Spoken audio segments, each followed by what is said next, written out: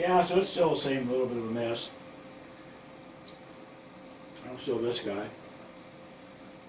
3 balls. This guy has 2. I'm watching, remember the TV show Lost? I've been rewatching it and I'm almost done now. And of course I watched it when it first came out, I enjoyed it. But upon rewatching, man, so many of those people are just jerks, just like the worst people in the world type jerks. And that, I didn't remember that from before. Anyway, I would like to protect the 8. I would like to protect the 13 because that's basically all I guess the 2 would go in my pocket if my opponent would give me a ball in hand, for example. I don't see a way to protect everything. So maybe the next best thing is do something stupid. This shot is either not laying right, or because I'm so horrible at this shot, maybe it'll go right in. Just in case I'm horrible at it and it goes right in, I'm going to try to 3-rail the 8 into my pocket, draw the cue ball back here for shape on the 3. That's what I'm going to do. I do not think this 8's going to come within 2 diamonds of my pocket. At this time, I've talked before about picking a goal for a shot, and I get like split brain syndrome if I try to make the shot and get the shape and do too many things at once. In this case, I'm picking the one goal of draw the cue ball straight back to here. That's my one goal. The 8 can go wherever the hell it wants. If it looks like it's lined up, then it's going to hit here, here, probably hit the 2, but if it misses the 2, come in maybe about like this. May do those kind of things. But I'm not worried about the 8. The goal that I picked for this shot is to draw this cue ball back and not into the pocket. Now that I've decided, or now that I know what I would have to do to draw this cue ball into the pocket. I would have to put a little bit of bottom right on it, probably cut the 8 a little bit to my left. So I'm not going to do either one of those things.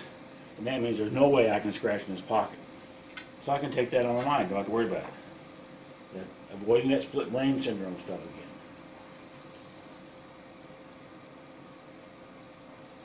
again. 8 ball went about where I thought it would. The cue ball didn't come back as far as I thought it would. Again, you have to get down. You remember this from the other day? No, I think I deleted that video. That was like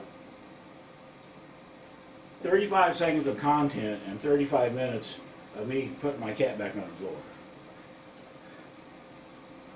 Not the most fun video anybody's ever done on YouTube, probably. But it's probably not the worst. Yeah, so now I'm this guy. Got 2 balls. I can see this 13. I don't like the 13. And I'm thinking that's the one I'm going to move. I also don't like the 8, though. And I'm thinking I don't like the 8 even more than I don't like the 13. So that's because I know this is a possible shot. It's possible to 2-rail the 8 back into my pocket and just have the cue ball just come over here somewhere. If the cue ball comes over here somewhere, then I would have a shot at the 13, maybe the 3, if I should happen to get unbelievably lucky and 2-rail the 8. The other thing, though, is if I put the cue ball where my opponent, who would be this guy, can see the 7, he's got pretty much a free bank at the 7. So I don't want to do that. I want to be sure I bring the cue ball down, I guess at least to about this diamond. I'm going to shoot the 8, 2 rails, try to bring the cue ball down. Bring the cue ball down. Yeah, I'm still leaving a bank possibility at the 13. But sometimes you just have to, sometimes people like me at my level don't see anything better and we have to try to figure shit out. The more I think about this, the more I think I need to move this 13. Because if I try to 2-rail this 8, I'm either going to sell a free bank at 7 or a probably free bank at 13. I don't want to do either one of those. I don't want to leave my opponent any shot. I mean, that's, you know, lesson number one back when I first started playing, was trying not to leave my opponent any shot. If I shoot the 13 back here, like at the 3, like I did earlier, then the cue ball is drifting up, and I could sell out a bank at the 7. So we don't want to do that. I don't really want to do anything right now except cry.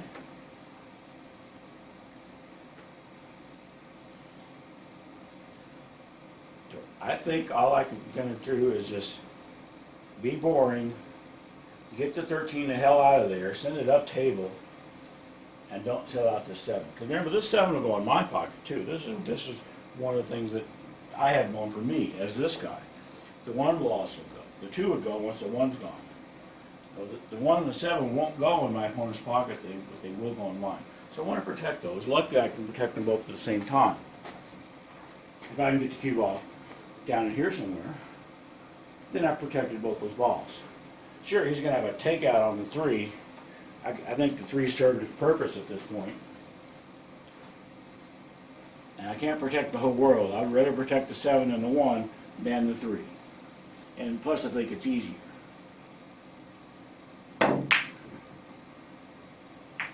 And so the cue ball came up a little bit too high. I'm not sure I would have protected the 1. No, I think my opponent could have seen the 1. That's just, you know, me not being as good as I would like to be. This guy, my opponent just left me a takeout on this 3, and I'm just going to shoot it because I don't like it. I don't like it being that close to my opponent's pocket. I broke things up a little bit. I didn't talk about that, but I broke things up a little bit, knowing I wasn't going to immediately sell out a shot to my opponent, but maybe I would open some of this stuff up so it would go towards my pocket. And that's exactly what happened. So this guy on your right, my left, now the 8 will go. Now the 4 would go from a certain position. The 6 will go from a certain position. The 15 and 10 will all go. This guy, which is who I am right now, has to protect all that against all that shit. All that shit. And he's got a 1 ball deficit. He's got 3, he's got 2. This guy doesn't really want to be moving a bunch of shit up table.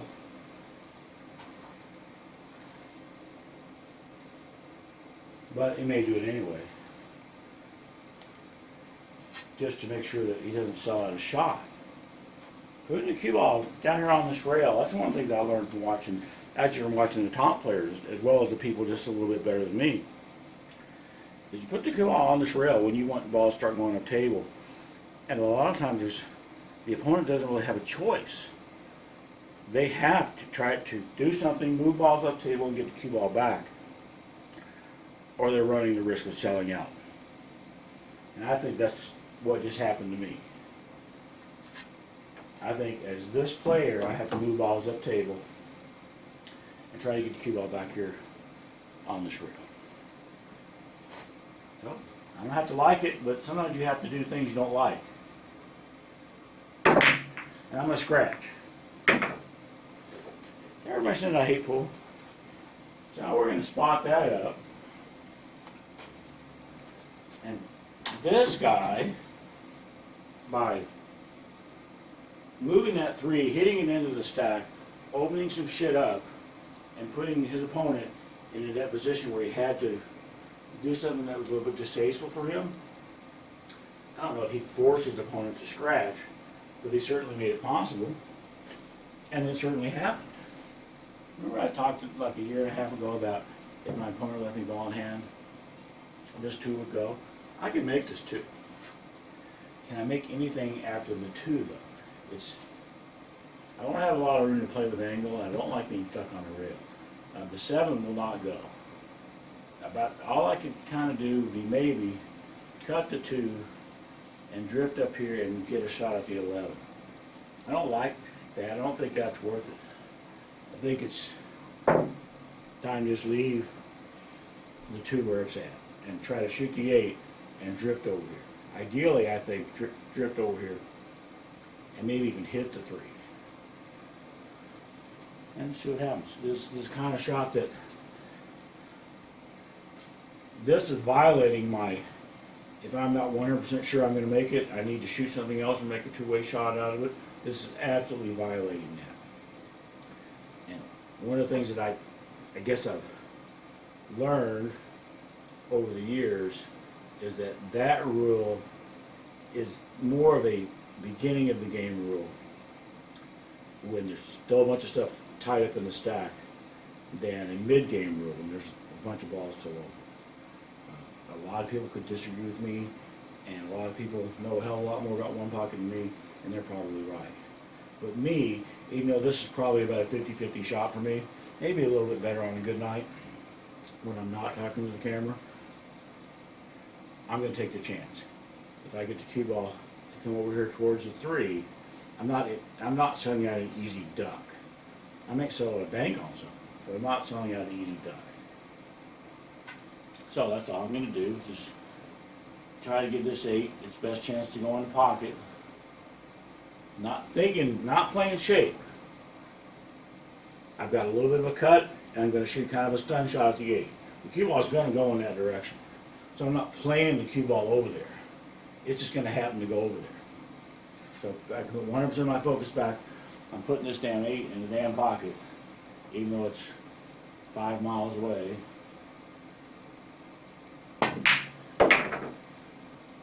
So I missed that up a little bit. I went behind the 3. Didn't sell out anything super easy to my opponent. And guess what? That 3 will go. I hadn't bothered to walk down here to look. I think I assumed it wouldn't go.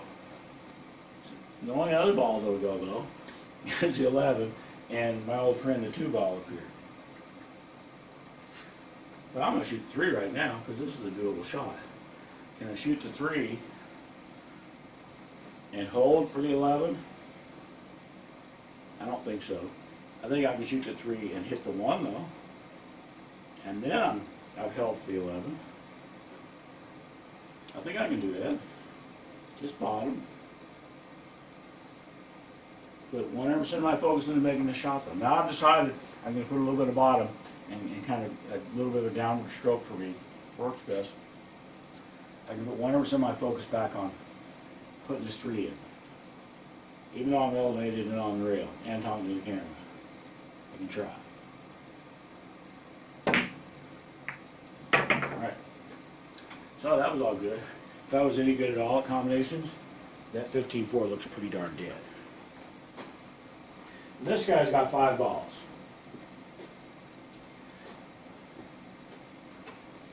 The other guy, he's only got 1 because he had it foul. If I was any good at combinations, I'd have already shot the 15-4. I would have already done it. But I'm not any good at them. And a lot of times I'll miss shots that are a lot easier than that. If I shoot the 11, I don't really have anything to play shape for except my old buddy, the 2 ball, way the hell up here. I don't see how that's going to happen. I could shoot the 11, draw back here somewhere, bank the 1 maybe. I'm thinking all this is pretty cowardly when I've got a combination that 90% of the world could make staring me in the face. Sometimes my ego starts to get involved and I'll start to forget how much I suck at combinations, and I'll shoot them anyway. In this case, I'm going to shoot the damn ball because I have 5 balls and I think I can get out. If I make this combination, I think I'm out. So I just have to make it. Now, when I shoot combinations, this is, every video I make is just me, and I keep saying that. It's not, this is how you should do it or whatever. I see so many things on YouTube about it. This is how you do this. This is how you should do that. No, screw all those people. Everybody's different. The way I have to shoot these combinations is I pretty much have to ignore that 4 ball. Well, at a certain point. At this point, I'm paying attention to the 4 because I'm trying to figure out, okay, what line do I want that 11 to go on to put the 4 in. I'm also thinking about where I want to hit the cue ball. In this case, just a little teeny tiny bit of bottom to maybe get the cue ball about here for the 8. So I'm ignoring that 4.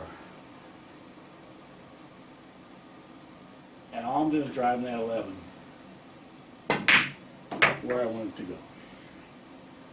And I did that. I did what I want to do with the cue ball. I might have got super straight in on this ball, which would be stupid. If you got 6,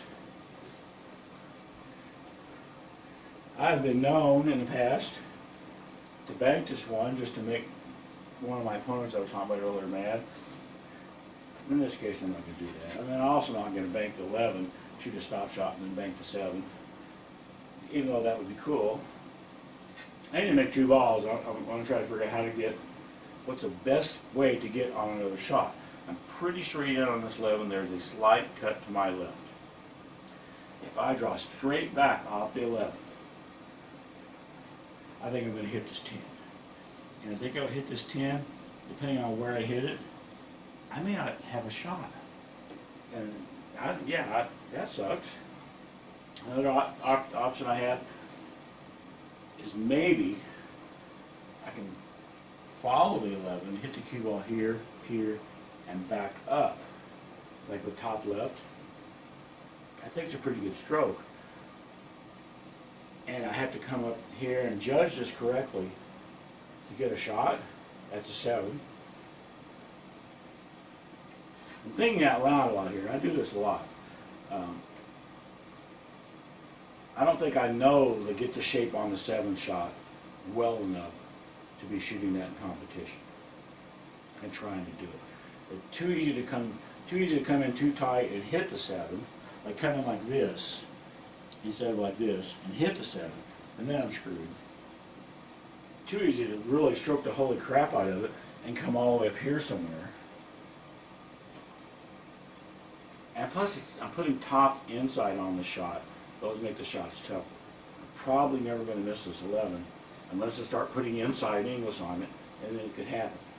So I think what I'm going to do is I'm going to shoot this 11.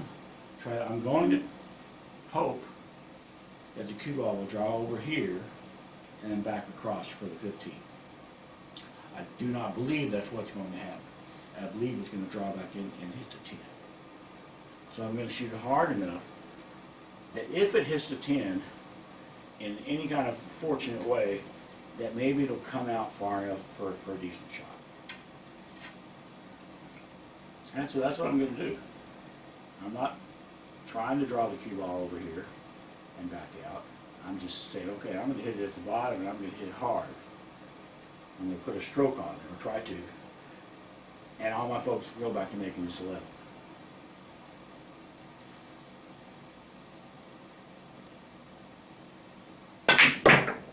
Hey, hit 10. Remember how I said I was probably going to hit 10? Well, I did. Now what? Now what, Silts? He's on the hill. Maybe a good player at this point basically just gives up or ends his run in a graceful manner, playing some kind of a safety, moving some balls, tying some balls up, something like that. I'm not a top 1 pocket player that does shit like that all the time when he's supposed to. I'd like to think that if I was playing a top player at Derby City or something, that I would probably try to shoot the 10 and the 13. Maybe they're both going to go up table and maybe towards my side and draw the cue ball back to here. I think that's what I would do in competition, in real competition.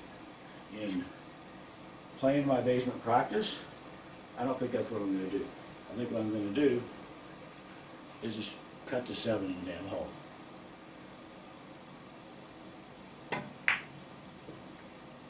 Or miss it. You wanted more video anyway, didn't you? Yeah, so that was part 2. We'll come back and do part 3 in a bit.